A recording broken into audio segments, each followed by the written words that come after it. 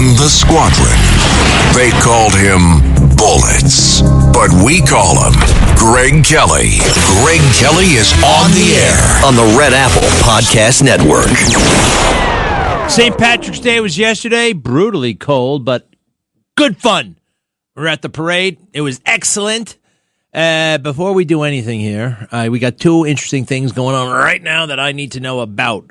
Vance, the vice president, is taking questions from the press, the nasty press.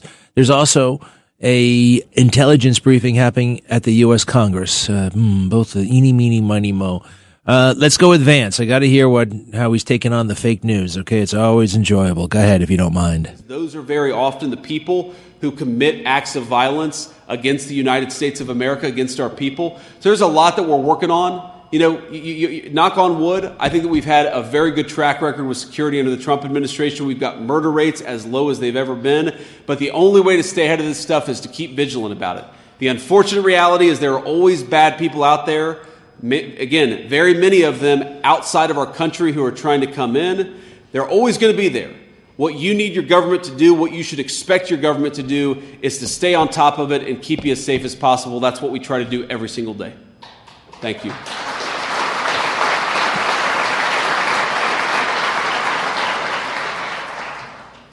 Colin Jackson, Michigan Public Radio Network. We're seeing ICE expanding its presence in southeast Michigan with developments near the airport in Romulus and office spaces in Southfield.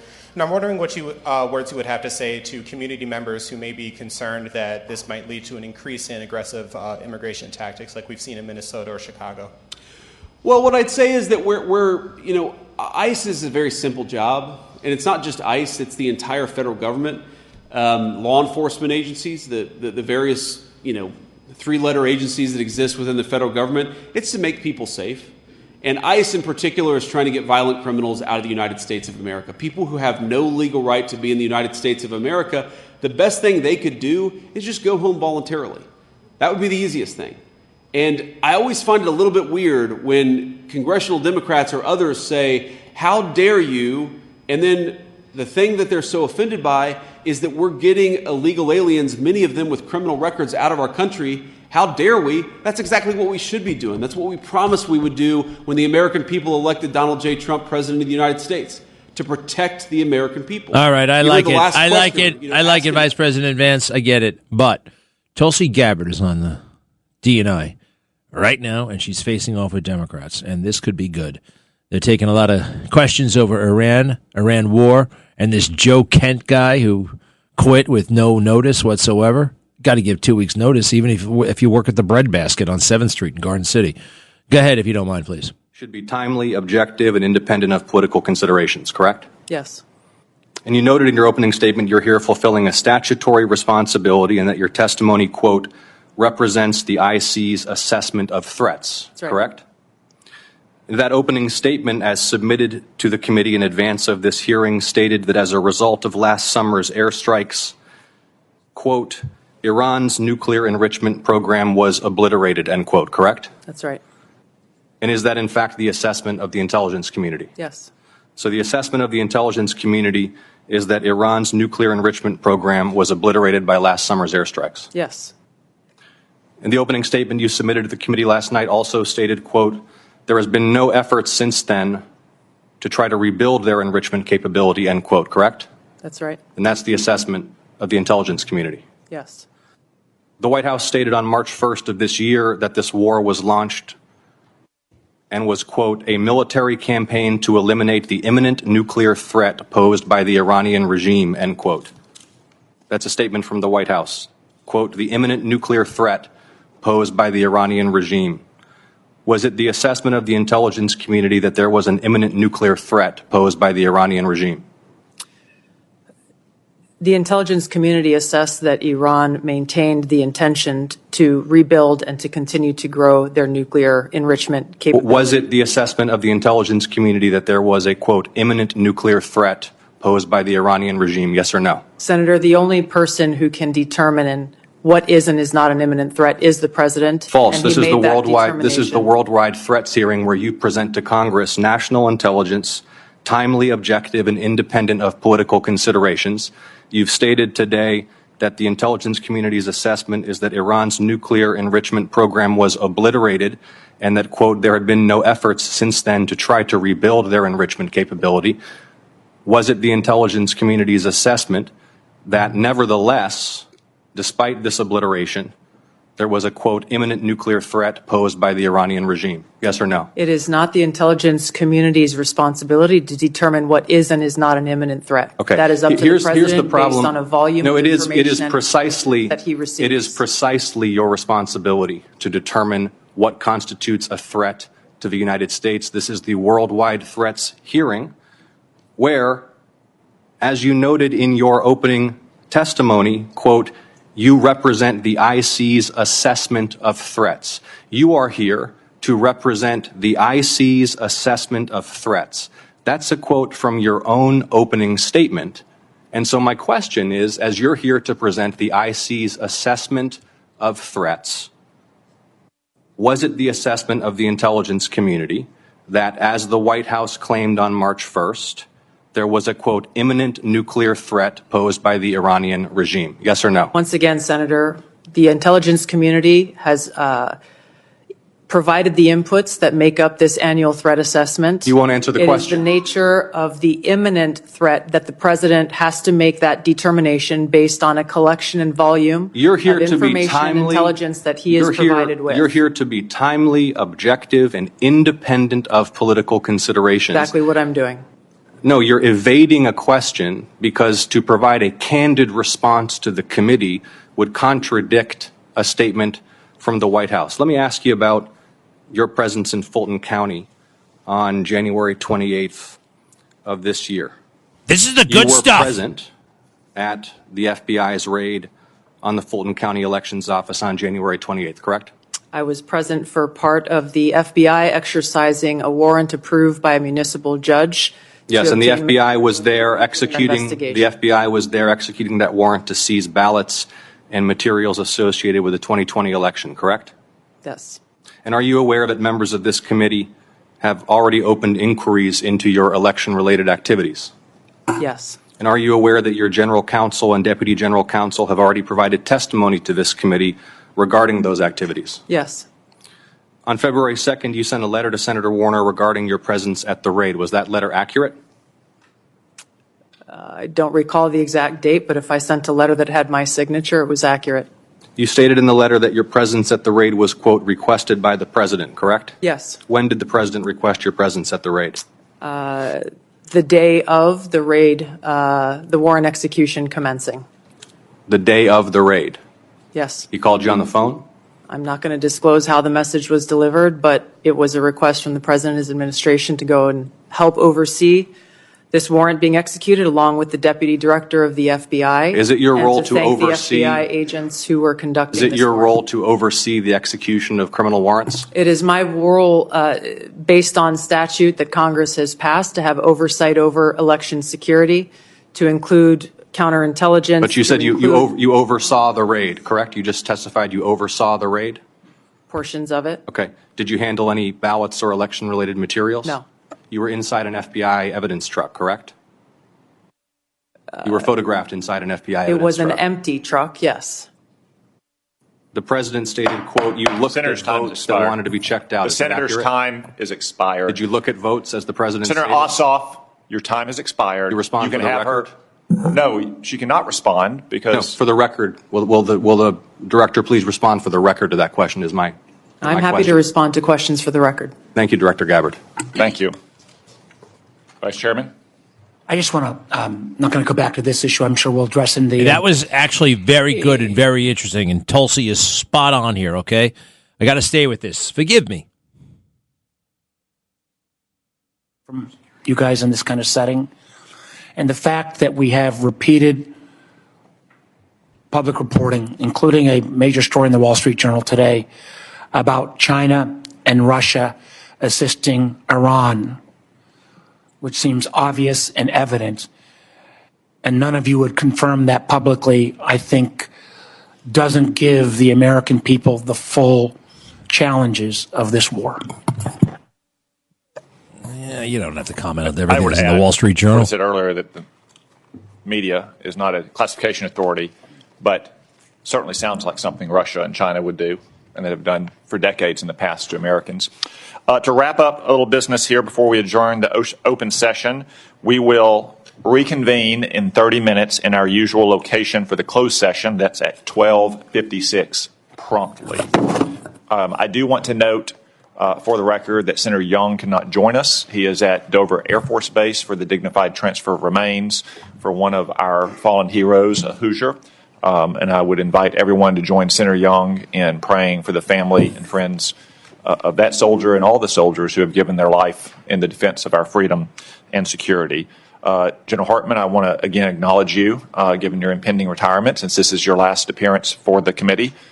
I'm sure you hope, and I'm sure that the thing you'll miss most about your long career in uniform is testifying before Congress.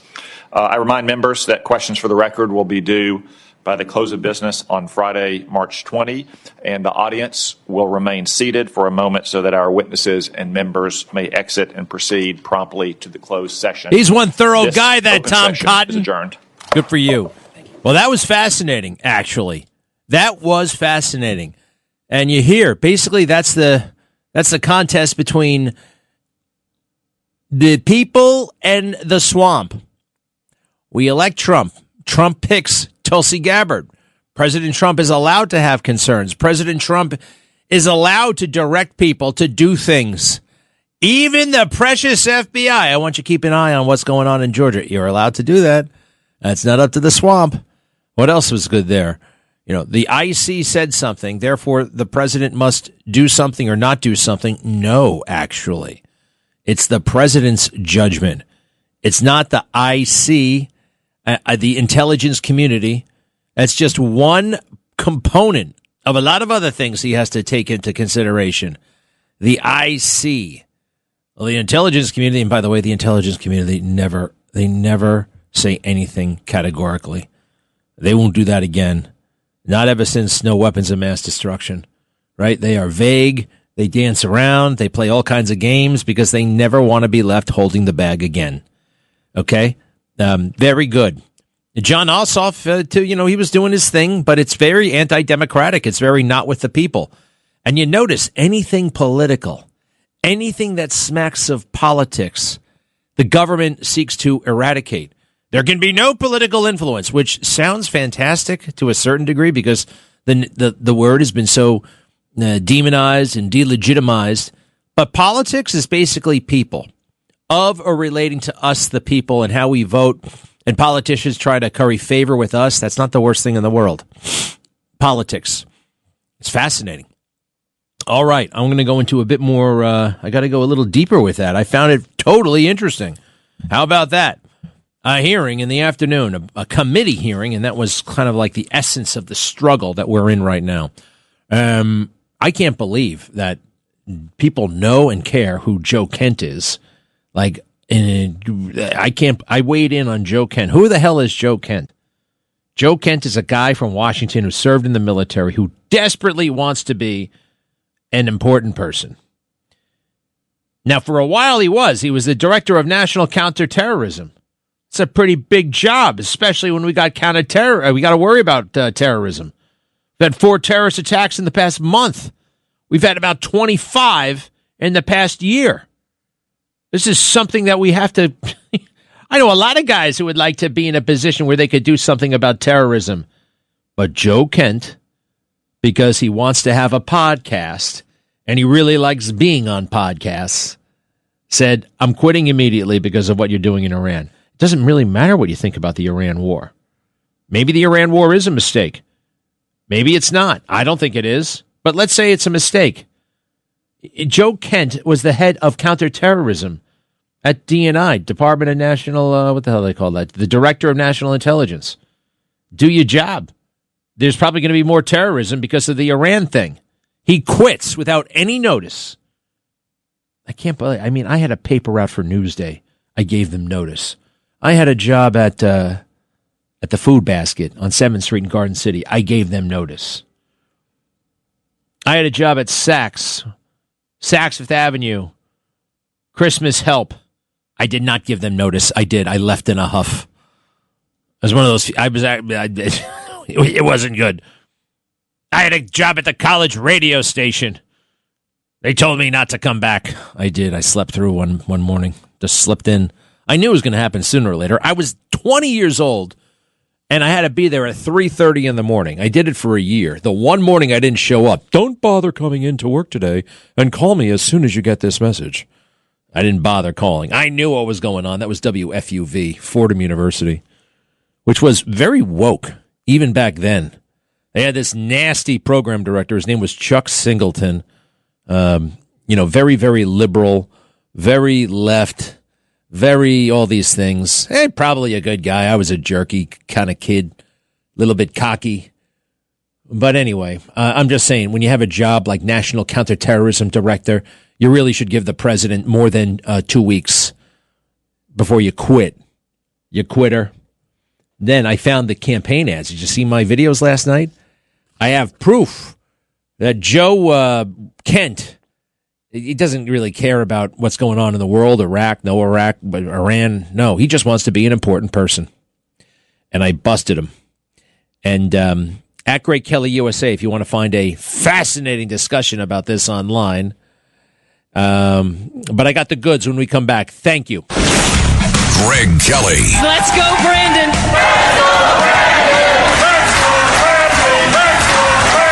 On the Red Apple Podcast Network. Greg Kelly. On the Red Apple Podcast Network. I see POTUS, President of the United States, POTUS for short, on his way to the helicopter for what they call the dignified transfer. These are the Air Force members who were killed in that KC-135 crash. There he goes to get on the helicopter. It's going out to Dover Air Force Base. It's a pretty quick flight. And, they call it the dignified transfer. 6 people killed in the air refueler that went down, what was that, last week? And we believe it collided with another one. Collision. That can happen. I'm surprised, quite frankly, it doesn't happen more often. If you saw the stuff that people do in the military day in and day out, it is death-defying, including and especially in-flight refueling. You go to the gas station, you pull up, you park the car, you know how to get gas, and it's easy. The only thing we grumble about are the high gas prices, or that we even have to do this. I mean, the whole damn thing is a miracle when you think about it. I don't care what the gas prices are for the most part. I mean, I don't want them to be too high, but the stuff that we can do today that we couldn't do just a few decades ago, and cars are incredibly reliable. They really are. You never hardly ever see cars on the side of the road. That used to be a thing, right? And you pucker around, underneath the hood, see what's going on. Nobody can mess with that stuff anymore. You need a computer. You need special diagnostics that only the dealer has. So I'm looking at those who died. Now, this was a collision. I don't know if it was a collision with another tanker or maybe one of the planes that was getting gas.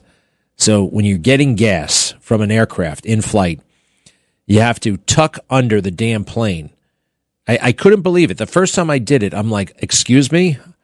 If I move this stick in the wrong way a half an inch, I'm going right into that plane. And I'm going to die, and everybody in that plane is going to die. Yeah, well, that's nobody said this wasn't risky. Just like, wow. And then the time I had to do it at night, I swear, I was like, I really made my peace. I made my peace that day. I said a few prayers. I didn't make a few goodbye phone calls, but I just made sure my affairs were roughly in order because I had a sense that maybe I just won't be making it back. It wasn't the biggest deal in the world, but I had a certain phobia about in-flight refueling at night. I don't think we should be doing this. I think we should. Can't we all just get along? But anyway, I did it. I made it successfully, and it got to be a fairly routine thing, defying death. Remember when Joe Biden did the, what do they call it, the dignified transfer, and in a most undignified way, he looked at his watch. He looked at his watch, and he snuck a look at his watch. He snuck. He didn't think anybody could see him. And this was supposed to be his big skill, his empathy, his, he cares so much. And he knows what it's like to lose people. He knows what it's like. He knows what death is like. Bo, his wife, The Daughter, 1972. And I'm sorry, that's one of the reasons why I am unmoved by the story of Joe Kent. Joe Kent. I mean, who the hell cares about Joe Kent, quite frankly? But he made a spectacle out of himself because he wants in to the U.S. Senate. He wants into the podcast bro world. This is what Joe Kent normally sounds like, okay? Does this sound like a guy who's hung up about no more forever wars? This isn't like 20 years ago. This is in 2024. You see, he became, I don't know what kind of person can run for the Congress and then turn around and run for Congress again. You know, you got to have serious layabout money. You got to have a screw loose. This guy's got a screw loose. Joe Kent running for Congress in 24, cut 1. I'm Joe Kent. Service has always been a big part of my life. As a Boy Scout and an Eagle Scout, I worked on search and rescue missions right here in the Cascades. As soon as I turned 18, I enlisted, becoming an Army Ranger stationed up at Fort Lewis and then a Green Beret. After 20 years and 11 combat deployments, I moved back home here to Yakult to raise my boys. Easy, fellas. And now I'm running for Congress so I can fight for all our families. I'm Joe Kent. I approve this message. I'd be honored to serve you. Wow. Nothing about those wars and what a waste of time they were. He said we should elect him to Congress because he was in those wars. 11 tours. 11 tours, he said. 11 tours in Congress. I wonder what that actually means. 11 tours in where? He didn't say. Combat tours.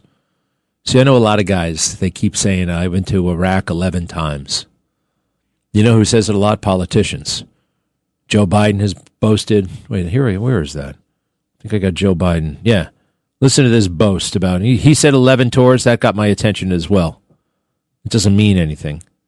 Cut 7, please. Cut 7. I have been in and out of Iraq and Afghanistan over 38 times. I've been a lawyer since 1982 in the military. Because I was in Iraq and dealt with IEDs that were supercharged and blew up U.S. soldiers, killed many, maimed many more. You see, the thing was bragging. You brag about Iraq. And that's what they all did.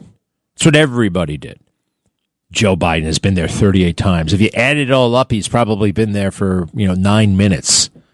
These guys, it's amazing they even got out of the plane 38 times. Joe Kent 11 times. Let me tell you something. He wasn't going there for 11-month deployments or 6-month deployments. Whatever he was doing, he was in and out. Right? Some branches, they have got 90-day deployments. I've seen 60-day deployments. I've seen 45-day deployments. I've seen 7-day business trips. I wonder. He counted each one, though, 11, because that sounds awfully impressive. 11 tours of duty. What does that add up to? I'm trying to think. I think I did 2. No? Well, technically I did 3. But if you added it all up, I spent about a year in a war zone. Roughly. Something like that. It's a long time. But 3 isn't such a big number, is it? Something I'm a little bit suspicious of. Okay, so he loses for Congress, and what does he do? He turns around and he runs again. Now, you know who I'm talking about. This Joe Kent and his silly letter of, truth to power. I'm going to speak truth to power. I'm going to tell President Trump what I really think about this war. I'm going to let him know, and I'm also going to help myself and my family in the process. Because I want to have a podcast. I want to be in with the bros. You jerk. Here he goes. And how dare you write it to President Trump directly? Director of National Intelligence, National Counterterrorism Center. You don't work directly for the freaking president. You work for Tulsi Gabbard. Tell her. President Trump. After much reflection, I have decided to resign my position as director of the National Counterterrorism Center, effective today. You son of a bitch right there. How about 2 days notice, 10 days notice, 2 weeks notice, 30 days notice, 3 months notice, 90 days notice? Gives notice. But he can't, because I cannot in good conscience support the ongoing war in Iran. Iran posed no imminent threat to our nation, and it is clear that we started this war due to pressure from Israel and its powerful American lobby. How is that clear to you?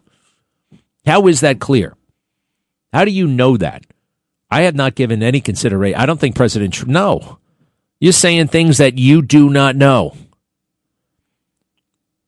He says, I support the values and the foreign policies that you campaigned on in 2016, 2020, and 2024, and which you enacted. I agreed with all that stuff. You understood that wars in the Middle East were a trap that robbed America of precious lives, of our patriots, and depleted the wealth and prosperity of our nation. Okay. Is that exactly what President Trump said? What was he saying back then in 2015, 2016, 2020, and 2024? Well, I found what he actually said. And yes, you can be a critic of the Iraq War. You can be a critic of how we waged the war in Afghanistan. But that doesn't mean you are never going to not go into war. That doesn't mean that President Trump is a pacifist. He's no pacifist. And here he is, Joe Kent, right over those years that you found so... Oh, he let you down, huh? No, he actually lived up to his campaign promises. Cut 5. I'm going to bomb the out of them. It's true. I don't care. They've got to be stopped. I would bomb the out of them. I would just bomb those suckers. That's right. I'd blow up the pipes. I'd blow up the I'd blow up every single inch. There would be nothing left. We have hit hundreds of targets in Iran. Combat operations continue at this time in full force, and they will continue until all of our objectives are achieved. Hey, sounds like what? He fulfilled a campaign promise, you nitwit. Joe Kent. I mean, this stuff... And now our tolerance for anti-Semitism, right? Or the anti-Semitism like trigger is it's kind of like lower than it used to be. I heard this from my wife. My wife is Jewish. Her grandparent, her Holocaust survivors, right? And she said there are gradations of anti-Semitism. I was more offended by this language that he used than she was. Maybe I have something to learn there, but to me, this is. It's not even dog whistle stuff. This is anti-Semitism. What else does he say here? He said each in the echo chamber. Yes. High Israeli officials and influential members of the American media deployed a misinformation campaign that wholly undermined your America First platform and sowed pro-war sentiments to encourage a war with Iran. The echo chamber was used to deceive you into believing that Iran posed an imminent threat to the United States. And that you should strike now. I'm sorry, but this has been foreign policy for a long time. We've been grappling this. I don't see it as Israel. He says that Israel is the one that forced us into the Iraq war. And that was a whole George W. Bush weirdo, I'm going to beat my dad thing. And nothing to do with what he says. Listen to what this guy sounds like when it comes to when people aren't looking. This is a marketing decision for his career. Cut 2, Joe Kent. Desperately trying to be somebody running for Congress. Cut 2. Raising a family here hasn't gotten any easier. Our neighborhoods are less safe. Gas is more expensive than ever, and grocery costs just keep going up. Southwest Washington needs help, and I know someone who always fought for us. My husband, Joe Kent. Unlike Democrat Marie Perez, I'll stand up for all of our families by fighting to secure the border and ending the out-of-control inflation. I'm Joe Kent, and I approve this message. Okay, he's going to secure the border, and he doesn't like inflation. What about the forever wars? Why wasn't that part of it? He didn't say anything about Iran. So he can't win. He can't get in that way. So he's got to make a decision because his whole selling point here is like, I was in those wars. That's all he talked about, really. And that crap used to make a difference. I don't give a damn anymore. I don't care if you were in war. I don't care if you were in the military. I don't care if you weren't in the military. I have been misled and lied to by too many people who wear the uniform, who don't wear the uniform. I do not care. That stuff used to mean something, and in the way it does, like that's great. You did it then. That gives you no upper hand, no moral leverage today. It just doesn't. You got problems with that? Go see General Milley. Go see CQ Brown. Go see Dan Crenshaw. All these jerks. And also, I don't give a damn that his wife, I'm sorry, I wish she were alive. His wife, I believe, died in Syria. She was in the Navy. I don't know the circumstances. But now he blames Israel for her death. That is pretty freaking weird. I'll tell you something else. We join the military. It's voluntary, right? You volunteer. Oh, by the way, they pay you money. They pay for your education. They pay for stuff. They pay for travel. They pay for the cheap stuff in the PX, the commissary. There are perks and benefits that go into being in the military. So don't go around so much begging that your ass be kissed. Those days are over, pal. It doesn't work anymore. Cut 3. Fired by the Rangers from the famous Black Hawk Down incident in 1993 in Mogadishu, I enlisted in the Army at age 18 and earned my way into Ranger Regiment and eventually Special Forces. When our nation was attacked on 9/11, I was exactly where I wanted to be, defending my country. Can I hear one more time why he joined the military? Listen carefully to the top of that.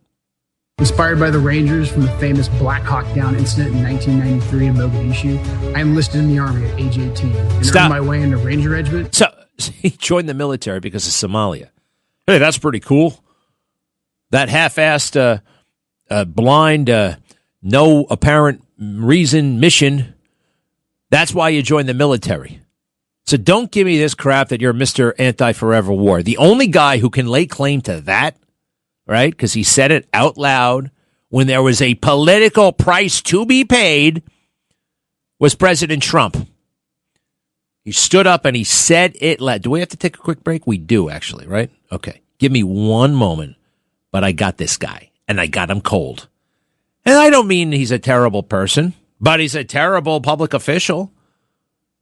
He's a terrible national director of counterterrorism, and he's craven and depraved. But it doesn't mean he's a bad person. We'll be right back. Greg Kelly on the Red Apple Podcast Network. Greg Kelly, entertaining and informative on the Red Apple Podcast Network. So I guess he's flying a plane all the way to Dover. I thought he could make it there on a helicopter. He probably could, but they switched into Air Force One, and he's flying down there for the dignified transfer of the six pilots and crew of the plane that went down in Iraq.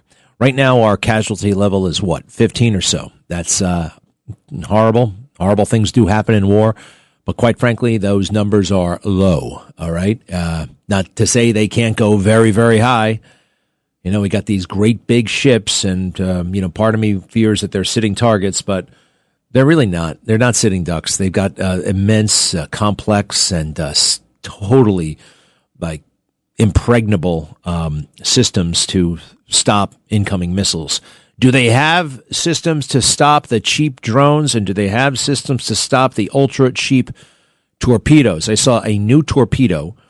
It looks to me like, quite frankly, a jellyfish, and it floats around, but it swims. It can swim, and it can swim for like 100 hours, and it's got a big explosive at the end of it, and it looks to me like it could take down a ship.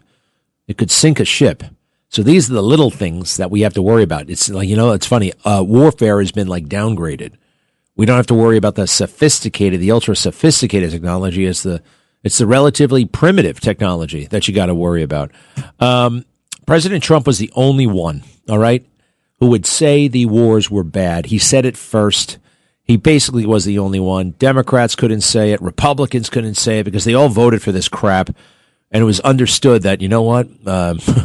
It was like kind of a secret society almost. I won't make a deal out of it, so you won't make a deal out of it. It's one of the reasons why George W. Bush managed to win in 2004. John Kerry could not use the war as an issue because he voted for the war. Right? So let's see here. Here's President Trump doing what only somebody like he would do and could do, and he did it all the way back in 2016. Are you ready? This is the moment where I said, this is my guy. Cut 8, please. Cut 8. Obviously, the war in Iraq was a big, fat mistake, all right?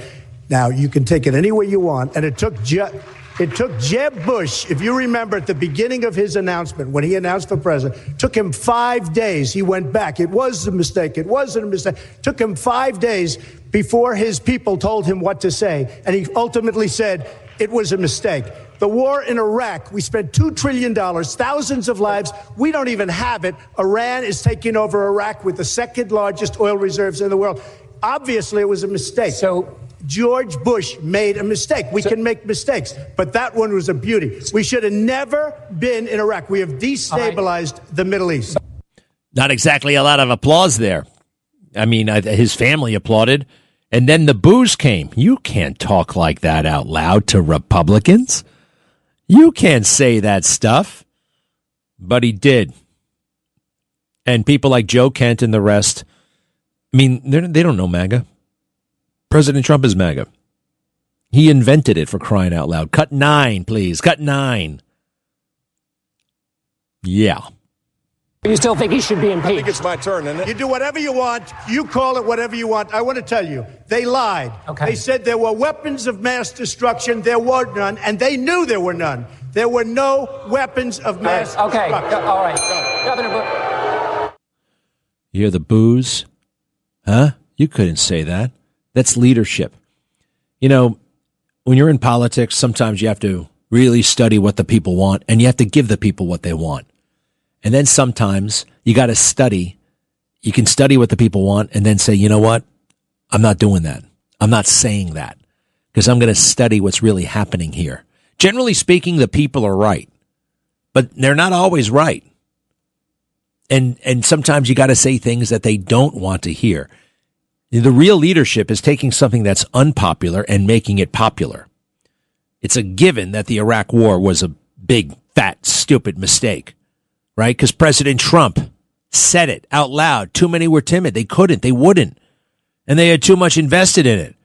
Even Joe Kent, I bet if we go back and we find what he really said, guess what we're going to find? We're going to find, yeah, it's better that we fought him over there than fight him over here and all that crap that they told us to say, that they wanted people to think.